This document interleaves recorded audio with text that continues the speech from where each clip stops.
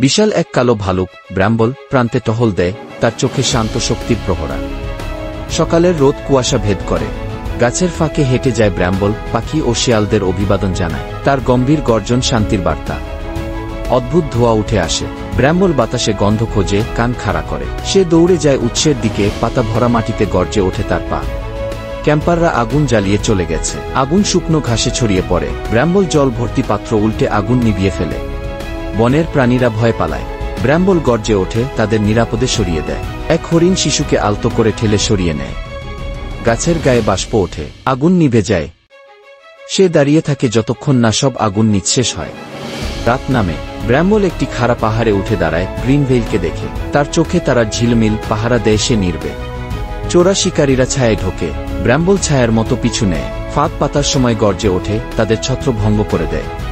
একটি আহত নেকড়ে শাবককে খুঁজে পায় ব্র্যাম্বল, তার পায়ে তার কাটা জড়িয়ে ধীরে ধীরে মুক্ত করে ক্ষত চেটে দেয়, মুখে তুলে নিয়ে বাড়ি ফেরে।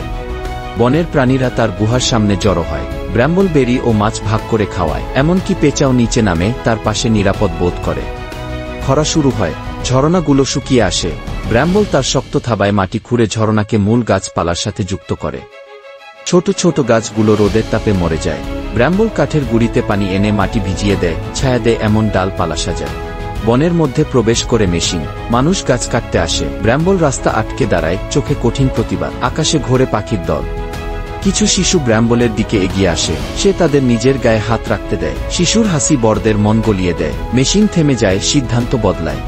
একজন রেঞ্জার আসে, ব্র্যাম্বলকে চিনে ফেলে, বলে এই ভালুকি বনের অভিভাবক কি শ্রমিকরা সম্মত হয়। গাছ রয়ে যায়, ব্র্যাম্বল শান্তভাবে গর্জে ওঠে।